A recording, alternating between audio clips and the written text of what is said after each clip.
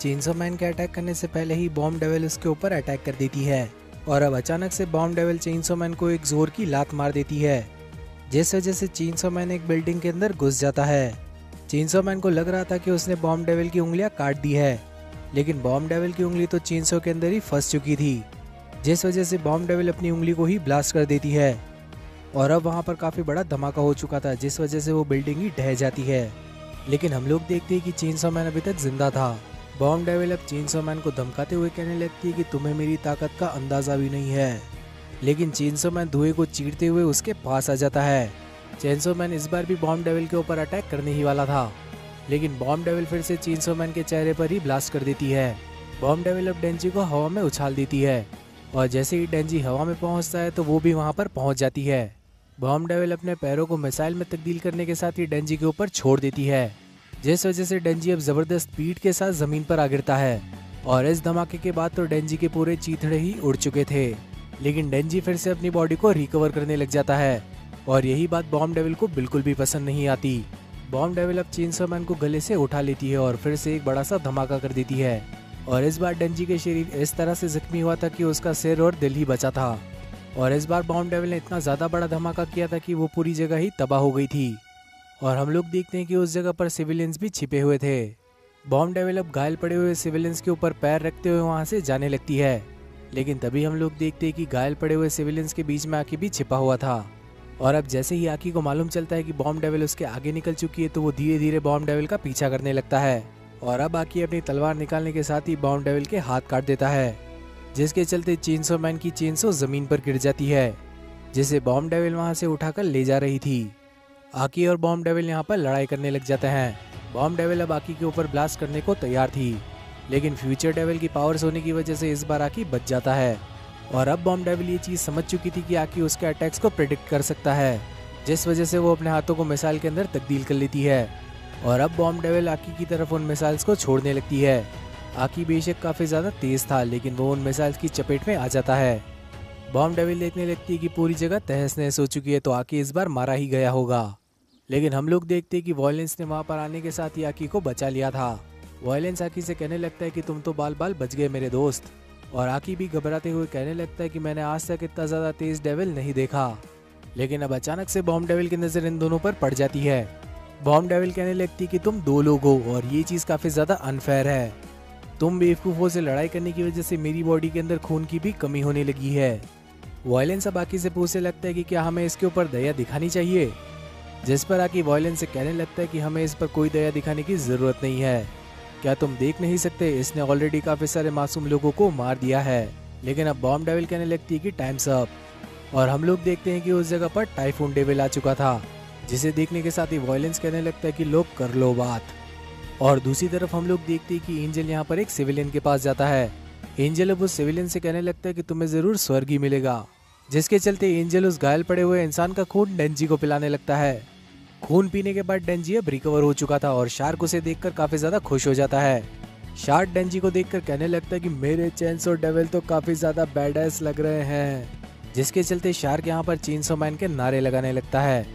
Angel अब chainsaw man से कहने लगता है कि तुम्हारी गर्लफ्रेंड ने यहाँ पर काफी ज्यादा तबाही मचा दी है, तो तुम्हारे पास अब सिर्फ दो ही ऑप्शन है, या तो तुम उसके हाथों मारे जाओ या फिर खुद ही उसे जाकर मार दो। जिसके चलते चेनसो मैन कहने लगता है कि मैं उसे मारना ही चाहता हूँ, लेकिन वो काफी ज्यादा पावरफुल है। एंजल अब शार्क से कहने लगता है कि तुम्हें चेनसो मैन की पावर के बारे में सब कुछ मालूम है, तो चुपचाप एक एक करके सब कुछ रिवील कर दो। शार्क कहने लगता है कि मेरे चेनसो मैन काफी ज्यादा तेज हैं, लेकिन मूव करते वक्त वो अपने पैरों का ही नहीं बल्कि अपनी चेनसो की चेन का भी इस्तेमाल करते हैं। जिसके चलते डेंजी सोचने लगता है कि कटाना मैन भी अपनी ब्लेड का इस्तेमाल करने के साथ ही काफी ज्यादा तेज हो जाया करता था, और बॉम्ब डेविल भी धमाका करने के साथ ही यहाँ से वहाँ पहुँच जाती है। तो अब मुझे भी कोई एक ऐसा रास्ता ढूंढना होगा जिसकी मदद से मैं भी तेजी के साथ मूव कर पाऊँ। ये बात सुनने के साथ ही शार्क यहाँ पर काफी ज्यादा एक्साइटेड हो जाता है, और अब डेंजी शार्क को देखने के साथ ही उससे कहने लगता है कि तुम भी ट्रांसफॉर्म हो जाओ, और डेंजी अब शार्क के शरीर के अंदर अपनी चेनसो फंसा लेता है। डेंजी कहने लगता है कि मैंने फिगर आउट कर लिया, मुझे अब घुड़सवारी करनी होगी, वो भी एक शार्क फिन की। और हम लोग देखते हैं कि डेंजी ने शार्क के मुंह के अंदर अपनी चेन फंसा ली थी, जिसके चलते शार्क कहने लगता है कि ये क्या कर रहे हो मास्टर। एंजल अब डेंजी से कहने लगता है कि तुम्हें यहाँ से वहाँ अपनी चेन फेंकने के साथ ही स्पाइडरमैन की तरह स्विंग करना चाहिए, लेकिन अब तक डेंजी रीज के सामने पहुंच जाता है और अब बॉम्ब डेविल चेनसो मैन को शार्क की सवारी करते देख हंसने लगती है। बॉम्ब डेविल कहने लगती है कि पता नहीं मुझे ये चीज़ क्यों फनी लग रही है डेंजी। और हम लोग देखते हैं कि टाइफून डेविल भी यहाँ पर रेडी बैठा हुआ था। बॉम्ब डेविल अब डेंजी से कहने लगती है कि तुम्हें ट्रांसफॉर्म नहीं करना चाहिए था, तुमने रिकवरी करके काफ़ी ज़्यादा बड़ी गलती कर ली। और दूसरी तरफ हम आकी और टाइफून डेविल को देखते हैं और ये दोनों ही टाइफून डेविल के द्वारा पैदा किए गए टाइफून से भाग रहे थे, जिसके चलते वॉयलेंस अब कोने में जाकर दुबक जाता है। आखिर इतने खतरनाक मॉन्स्टर्स के बीच में उसका क्या काम। टाइफून डेविल अब चेनसो मैन के ऊपर बार बार अटैक करने लगता है, लेकिन चेनसो मैन उसका अटैक डॉज करने के साथ ही बॉम्ब डेविल की टांग काट देता है, जिसके चलते टाइफून डेविल बॉम्ब डेविल को अपना खून पिलाने लगता है ताकि वो जल्द से जल्द अपने आप को रिकवर कर सके। और हम लोग देखते हैं कि एंजल यहाँ पर तूफान के अंदर उड़ने वाला था, लेकिन आकी फिर भी उसे पकड़ लेता है। लेकिन एंजल कहने लगता है कि वो उसे छोड़ दे, लेकिन आकी फिर भी उसे छोड़ने को तैयार नहीं था। एंजल कहने लगता है कि वो तो हर समय से सिर्फ मरना ही चाहता था और आखिर फाइनली उसका दिन आ चुका है। आकी की ग्रिप अब धीरे धीरे खत्म हो रही थी, जिसके चलते अब आकी एंजल का गला पकड़ के उसे नीचे लेकर आ जाता है, जिसके चलते एंजल गुस्सा करते हुए कहने लगता है, आकी तुम्हें अपनी जान प्यारी नहीं है क्या? आखिर तुमने मुझे हाथ क्यों लगाया? आकी एंजल से पूछने लगता है कि उसे हाथ लगाने के बाद आकी के कितने महीने कम हुए, जिसके चलते एंजल बताने लगता है कि उसकी जिंदगी के 2 महीने अब कम हो चुके हैं। आकी एंजल से कहने लगता है कि अगर तुम्हें मरना है तो कहीं और जाकर मरना होगा, मेरी आंखों के सामने मैं तुम्हें मरने नहीं देने वाला, क्योंकि मैं अपनी आंखों के सामने काफी सारे लोगों को मरते हुए देख चुका हूँ। दूसरी तरफ चेनसो मैन यहाँ पर टाइफून डेविल के ऊपर अपनी चेनसो चला रहा था और चेनसो मैन ने तो इस बार टाइफून डेविल को चीर ही डाला था। चेनसो मैन अब यही सोच रहा था कि आखिर बॉम्ब डेविल कहाँ चली गई, लेकिन मिसाइल बनने के साथ ही बॉम्ब डेविल उसी के ऊपर से आ जाती है और हम लोग देखते हैं कि शार्क काफी ज्यादा स्पीड के साथ नीचे गिर जाता है। शार्क इस बार काफी ज्यादा जख्मी हो चुका था, लेकिन तभी हम लोग देखते हैं कि चेनसो मैन उसके मुंह के अंदर से ही बाहर निकलने लगता है। शार्क ने इस बार अपने मालिक चेनसो को तो बचा लिया था, लेकिन सारा का सारा डैमेज उसने अपने ऊपर ले लिया। चेनसो मैन अब शार्क फिend का शुक्रिया अदा करने लगता है, जिसके चलते अब वो फिर से बॉम्ब डेविल की तरफ ही बढ़ने लगता है। बॉम्ब डेविल चेनसो मैन से कहने लगती है कि आखिर तुम हार क्यों नहीं मान लेते, और चेनसो मैन कहने लगता है कि मैं हार कभी नहीं मानने वाला। लेकिन बॉम्ब डेविल अब चेनसो मैन का एक हाथ ही उड़ा देती है। बॉम्ब डेविल चेनसो मैन को कहने लगती है कि आखिर वो हार क्यों नहीं मान लेता, लेकिन चेनसो मैन कहने लगता है कि तुमने मुझे स्विमिंग सिखाकर काफी बड़ी गलती कर दी। और बॉम्ब डेविल चेनसो मैन से पूछने लगती है तो तुम यहाँ से तैर कर जाने वाले हो, लेकिन चेनसो मैन अपनी रस्सी फिर से खींचने लगता है और बॉम्ब डेविल उसका दूसरा हाथ भी उड़ा देती है। चेनसो मैन के हाथ तो अलग हो चुके थे, लेकिन वो अभी भी चेन के सहारे जुड़े हुए थे और चेनसो मैन अपने हाथों को बॉम्ब डेविल की तरफ फेंक देता है और इस बार चेनसो मैन ने फाइनली बॉम्ब डेविल को पकड़ लिया था। चेनसो मैन अब बॉम्ब डेविल से कहने लगता है कि क्या वो पानी के अंदर फट सकती है, जिसके चलते वो रीस को लेकर पानी के अंदर कूद जाता है। सीन शिफ्ट होता है और हम लोग देखते हैं कि सुबह हो चुकी थी और हम लोग देखते हैं कि रीस, शार्क और डेंजी तीनों ही समंदर के किनारे पड़े हुए थे। इन तीनों ने ही अपना काफी सारा खून बहा दिया था, जिसके चलते हम लोग देखते हैं कि रीस और डेंजी दोनों ही होश में आ चुके थे। रीस अब डेंजी से पूछने लगती है कि अगर वो चाहता तो उसे मार सकता था, तो आखिर डेंजी ने ऐसा क्यों नहीं किया, जिस पर डेंजी बताने लगता है कि वो अब तक की सबसे बेस्ट लाइफ जी रहा है और अगर सिर्फ उसे अच्छा खाना खाने को मिल जाए तो वो बाकी की सभी बुरी बातें भूल जाता है। डेंजी बताने लगता है कि अगर मैं चाहता तो मैं पब्लिक सेफ्टी वालों के हवाले भी कर सकता था, लेकिन मैंने सिर्फ ऐसा इसीलिए नहीं किया क्योंकि मुझे ये चीज़ अच्छी नहीं लग रही थी। रीस डेंजी से कहने लगती कि कैसा होगा अगर मैं तुम्हें कहूँ कि मैं तुम्हें मारना चाहती हूँ। डेंजी बताने लगता है कि अगर मैं मरता हूँ तो मैं एक सुंदर लड़की के हाथों ही मरना चाहूँगा। रीस डेंजी से कहने लगती है कि कहीं तुम्हें सचमुच में ये तो नहीं लगता कि मैं तुमसे प्यार करती हूँ, वो सब कुछ एक झूठ था, एक दिखावा। और डेंजी ये बात सुनने के साथ ही एक अजीब सा फेस बनाने लगता है, जिस सब के चलते रीस यहाँ से जाने लगती है। रीस कहने लगती है मैं यहाँ से जा रही हूँ और अब मैं हार चुकी हूँ, लेकिन डेंजी उसे पीछे से आवाज़ लगाते हुए कहने लगता है कि क्या तुम सचमुच में मेरे साथ भागना चाहती हो, जिस पर रीस बताने लगती है कि मैं काफ़ी सारे लोगों को मार चुकी हूँ, ऐसा नहीं हो सकता। डेंजी तुम वैसे भी एक क्रिमिनल की मदद कर रहे हो, तुम्हें ऐसा नहीं करना चाहिए। डेंजी कहने लगता है वो तो सिर्फ वही करेगा जो उसकी मर्जी होगी, एक मर्द हमेशा वही करता है जो उसे करना होता है, चाहे आज तक की सभी बातें झूठी क्यों ना हो, तुमने मुझे तैरना सिखाया है। ये बात सुनने के साथ ही रीस डेंजी के काफ़ी ज़्यादा नज़दीक आने लगती है और वो डेंजी के चेहरे का एक पॉइंट दबा देती है, जिस वजह से वो बेहोश हो जाता है। डेंजी अब ज़मीन पर पड़ा हुआ हिलने की पूरी कोशिश कर रहा था, लेकिन वो हिल नहीं पाता और वहाँ से जाते हुए रीस डेंजी को एक नंबर का बेवकूफ़ कहने लगती है। डेंजी कहने लगता है कि तुम मुझे छोड़कर यहाँ से नहीं जा सकती, लेकिन अब तक तो रीस वहाँ से जा चुकी थी। और डेंजी चिल्लाते हुए कहने लगता है कि मैं शाम के अंदर तुम्हारा कैफे के अंदर वेट करूंगा, जिसके चलते डेंजी अब शार्क फिन को भी उठाने की कोशिश करने लगता है, लेकिन वो नहीं उठता। इस सभी के चलते सीन शिफ्ट हो जाता है और हम लोग देखते हैं कि बॉम्ब डेविल ने काफी खतरनाक तबाही करी थी। हम लोग यहाँ पर पब्लिक सेफ्टी वालों को देखते हैं, जिसे किशिबी और आकी लीड कर रहे थे। और अब किशिबी आकी से एक अजीब सी बात कहने लगता है। सोवियत के अंदर माएँ अपने बच्चों को एक बात कहकर डराया करती है।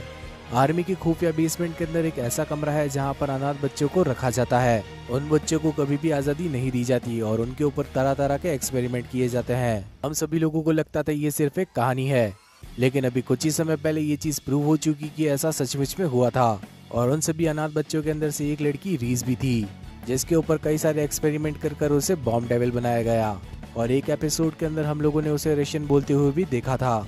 हम लोग देखते हैं कि रीज फिर से उसी जगह पर गई थी जहाँ पर डेंजी चैरिटी करने गया था, जिसके चलते वो लोग रीज को भी एक फूल देते हैं। और रीज मन में सोच रही थी कि हम जैसे बच्चों को गुएना पिक्स कहा जाता था, जिसके चलते रीज अब स्टेशन की तरफ जाने लगती है। लेकिन अचानक से उसे वो फूल देखने के साथ ही डेंजी की याद आने लगती है और वो डेंजी से मिलने के लिए वापस उसी कैफे के अंदर जाने लगती है जहाँ वो काम किया करती थी।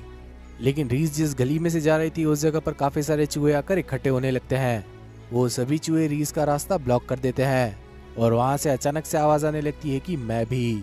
और हम लोग देखते हैं कि रीज के पीछे अचानक से माकीमा आ चुकी थी। अब माकीमा अपने एक चूहे से कहने लगती है कि जहाँ पर बम गिरने वाले हो वहाँ पर चूहों को एक बिल बना लेना चाहिए। माकीमा को गांव के चूहे काफी ज्यादा पसंद है, क्योंकि जब भी वो उन्हें मरते हुए देखती है तो उसे काफी ज्यादा सुकून महसूस होता है। रीज अब बॉम्ब डेविल के अंदर ट्रांसफॉर्म होने की कोशिश करने लगती है, लेकिन माकीमा उसका हाथ ही काट देती है, जिसके चलते रीज अब माकीमा के पीछे जाकर उस पर अटैक करने लगती है। लेकिन एंजल उसे ऊपर से एक भाला मार देता है और माकीमा रीज को उसकी आखिरी सांस तक ट्रांसफॉर्म नहीं होने देती। रीज मरते हुए बताती है कि उसने डेंजी को सिर्फ इसीलिए नहीं मारा क्योंकि वो आज तक जिंदगी में कभी स्कूल नहीं गई थी, बिल्कुल डेंजी की तरह। और इसी सब के चलते रीज का खेल यहाँ पर खत्म हो चुका था और माकीमा अब एंजल से पूछने लगती है कि वो यहाँ पर आकी को लेकर क्यों नहीं आया। एंजल कहने लगता है कि वो नहीं चाहता कि आकी किसी औरत को मारे। और आखिर में एंजल माकीमा से पूछने लगता है कि क्या शहर एक अच्छी जगह है। और हम लोग देखते हैं कि डेंजी अभी तक उसी कैफे के अंदर बैठा हुआ था जहाँ पर रीज काम किया करती थी। कैफे का मालिक डेंजी को आकर बताने लगता है कि कैफे बंद करने का समय हो चुका है और रीज आज के बाद कभी भी उससे मिलने नहीं आने वाली। और उसकी ये बात सुनने के साथ ही डेंजी काफी ज्यादा निराश हो जाता है। लेकिन हम लोग देखते हैं कि अचानक से उस कैफे का दरवाजा खुल चुका था और डेंजी यहाँ पर एक्साइटमेंट के कारण खड़ा हो चुका था। दरवाजे के पास से किसी की आवाज आने लगती है और अचानक से हम लोग देखते हैं कि दरवाजे के अंदर घुस चुकी थी पावर। पावर उस जगह पर आने के साथ ही कहने लगती है कि मैं आ गई, मैं आ गई, मैं आ गई। मैंने तुम्हारी खुशबू से ढूंढ ही निकाला कि आखिर तुम कहाँ पर थे। डेंजी तो पावर की उम्मीद ही नहीं कर रहा था, लेकिन पावर वहाँ पर आ चुकी थी। पावर की नजर अब उन फूलों पर जाने लगती है जो कि डेंजी रीज के लिए लाया था। पावर कहने लगती है कि ओ ये कितने ज्यादा सुंदर फूल है डेंजी, क्या ये मेरी जैसी सुंदर फील्ड के लिए है। लेकिन अब डेंजी उन फूलों को खाना शुरू कर देता है और पावर डेंजी से कहने लगती है कि इसे मत खाओ, ये तो मेरे लिए है। सीन शिफ्ट होता है और हम लोग देखते हैं कि एक आदमी डेंजी को दरवाजा खोलने से मना कर रहा था। आप सभी लोग इस डिटेल को याद रखना, क्योंकि वीडियो के एंड के अंदर मैं आप लोगों को इस दरवाजे का रहस्य बताऊंगा। इसके चलते हम लोग आकी के घर में सभी लोगों को खाना खाते हुए देखते हैं और पावर यहाँ पर मियाओ को डांटते हुए कहने लगती है, आखिर तुम हर समय डेंजी के पास ही क्यों रहती हो मियाओ।